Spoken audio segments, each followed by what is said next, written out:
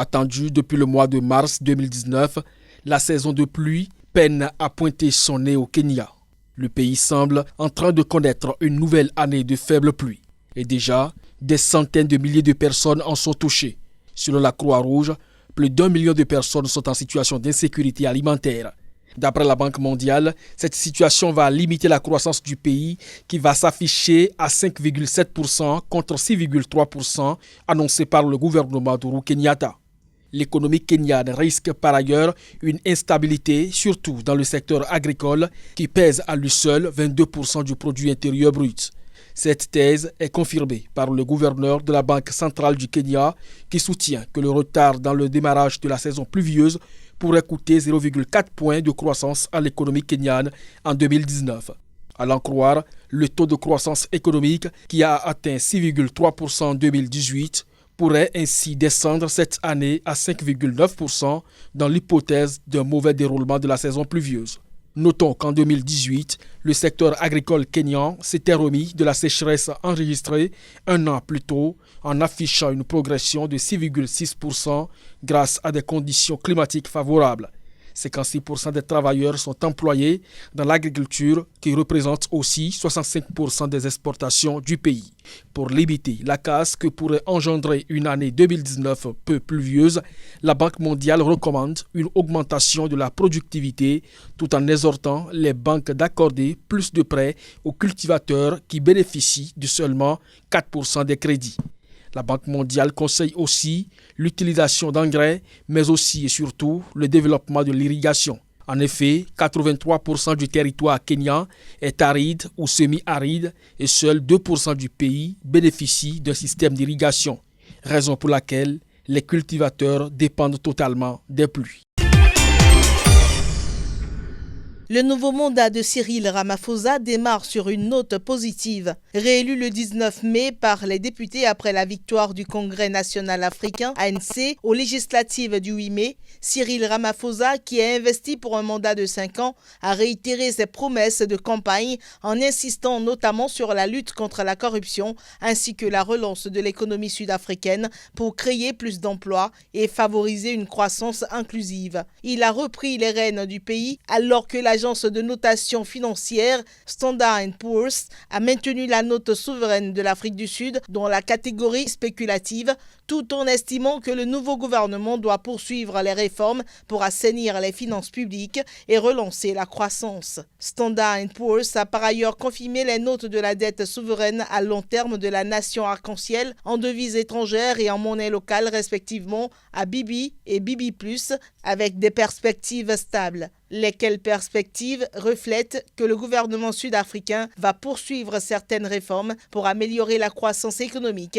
et tenter de contenir le déficit budgétaire. La note de Standard & Poor's a rendu publique après celle de Moody's, la seule des 3 principales agences de notation à maintenir encore l'Afrique du Sud dans la catégorie d'investissement. Cette agence a en effet confirmé récemment la note Baa3 de la nation arc-en-ciel, soit un cran au-dessus de la catégorie spéculative attribuée par Standard & Poor's.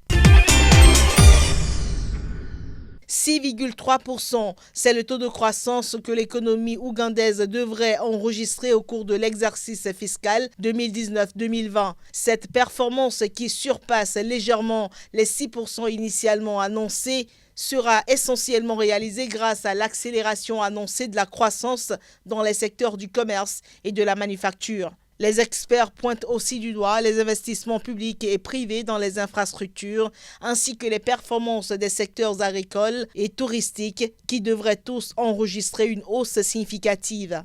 En effet, le gouvernement ougandais a intensifié ses investissements dans les infrastructures en prévision des revenus de la production de pétrole prévus pour démarrer d'ici à 2022. Mais ces investissements ont entraîné une hausse de la dette publique du pays qui, selon le Fonds monétaire international, devrait atteindre les 50,7% en 2021-2022.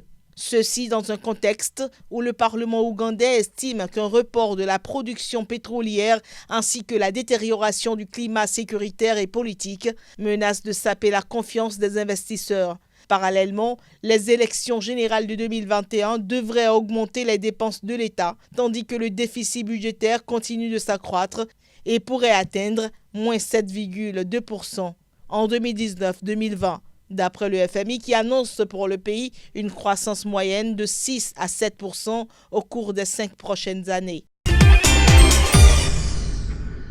Les exportateurs sont dans le viseur des autorités zimbabwéennes. Alors qu'ils disposent de 90 jours pour rapatrier leurs recettes, certains prennent délibérément plus de temps pour le faire. Résultat, ils sont accusés de conserver 900 millions de dollars de leurs recettes dans des banques offshore. Selon le secrétaire permanent du ministère des Finances, sur les 4,3 milliards de dollars des recettes d'exportation enregistrées l'année dernière, 500 millions de dollars ont été conservés dans des banques offshore. Un montant supplémentaire de 400 millions de dollars provenant des recettes d'exportation engrangées entre janvier et mai 2019 n'a pas non plus été rapatrié. Aussi, les autorités zimbabwéennes somment ces exportateurs de rapatrier ces sommes afin d'atténuer les pénuries de dollars dont souffre le pays et contribuer à stabiliser le taux de change. En effet, le Zimbabwe, qui depuis le début des années 2000 traverse une grave crise économique après la réforme agraire de l'ex-président Robert Mugabe, fait face à une grave pénurie de liquidités. Cette dernière a entraîné une forte chute de la valeur de la monnaie locale et une envolée des prix des produits de première nécessité tels que le carburant et les médicaments.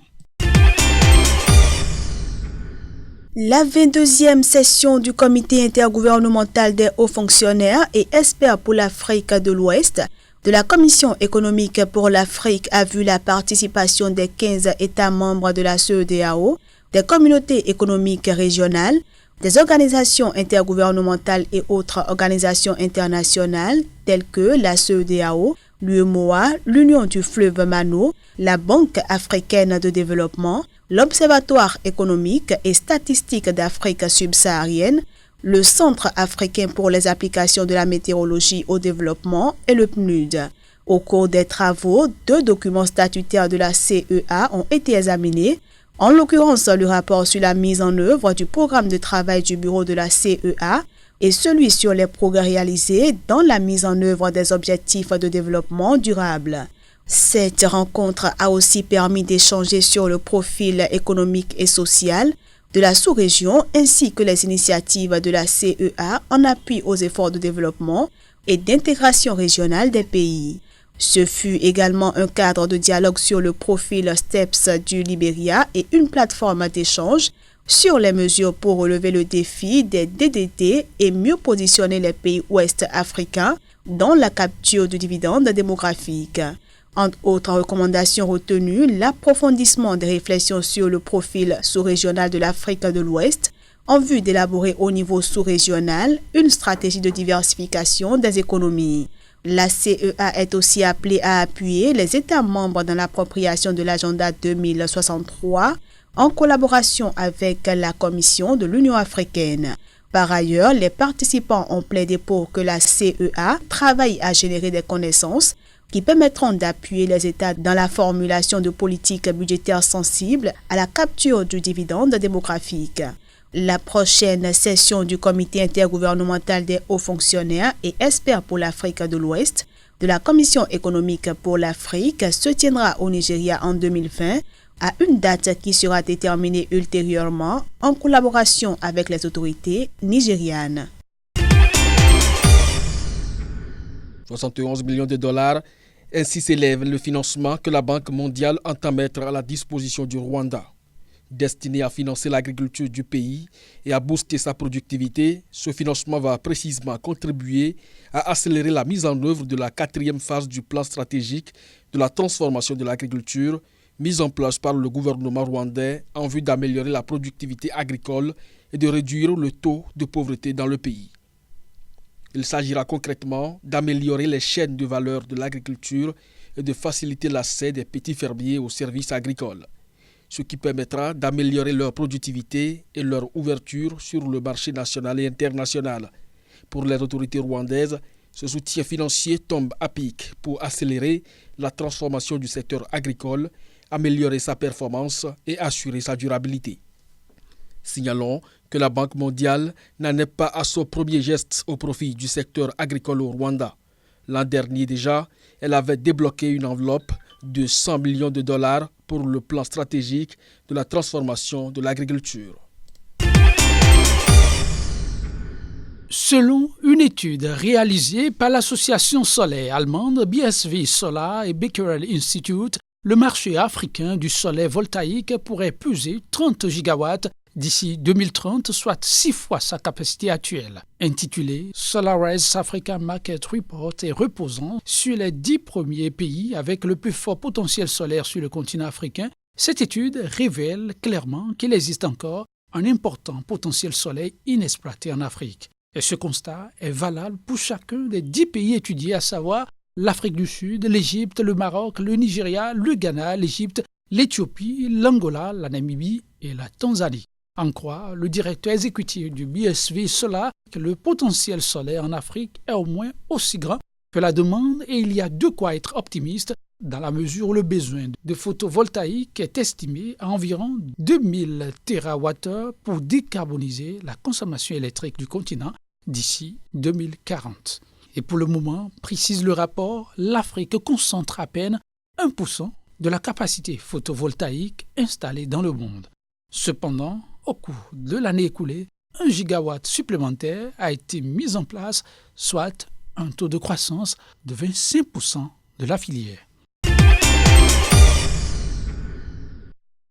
La direction des opérations de la Banque mondiale pour le Togo change de main. Coralie Gervais est désormais la nouvelle responsable désignée. Elle succède à ce poste à Pierre Laporte, arrivé en fin de mission. Avant le Togo, Coralie Gervais était la responsable des opérations de la Banque mondiale à Madagascar et aux Comores depuis mars 2014. Elle a exercé la même fonction en Mongolie pendant 3 ans. Depuis qu'elle a rejoint la Banque mondiale en 1996, elle a occupé divers postes au sein des bureaux du président et de l'économie en chef, ainsi que dans la région Asie du Sud-Est et du Pacifique. Coralie Gervais est titulaire d'un master en économie de l'Université de Namur en Belgique, son pays d'origine, et d'un master en relations internationales de l'Université Johns Hopkins aux États-Unis. Une première rencontre s'est déroulée le 16 avril dernier à Washington, aux États-Unis, entre Sani Yaya, le ministre de l'économie et des finances togolais, et Coralie Gervais à l'occasion des assemblées de printemps du Fonds monétaire international FMI et de la Banque mondiale. Il faut rappeler que Coralie Gervais est également chargée de coordonner la direction des opérations de l'institution en Côte d'Ivoire, au Bénin, au Burkina Faso et en Guinée. 3,911 milliards de francs CFA. C'est l'enveloppe que la Confédération suisse auprès de la République du Sénégal entend débloquer pour soutenir l'inclusion financière dans la zone de l'Union économique et monétaire ouest-africaine. Étalé sur 5 ans, ce financement est précisément destiné à appuyer la mise en œuvre de la stratégie régionale d'inclusion financière dans l'espace UEMOA. Réparti en 2 lots, 64% de ce financement, soit environ 2,5 milliards de francs CFA, sont versés au titre de la contribution de la Confédération suisse. Quant aux 1,4 milliard de francs CFA restants, soit 34% du financement global, il sera supporté par la Banque centrale des États de l'Afrique de l'Ouest, la BCEAO. Le projet prévoit plusieurs activités, notamment l'élaboration et le déploiement d'un programme régional d'éducation financière à travers le développement d'outils innovants de promotion de l'éducation financière, l'insertion de modules d'éducation financière au programme des centres scolaires et universitaires des pays concernés, la réalisation de campagnes de communication et d'information des populations cibles, à savoir les femmes, les jeunes et les populations rurales. Par ailleurs, une étude de référence sur la demande et l'offre de services financiers sera effectuée dans les 8 pays membres de l'UEMOA.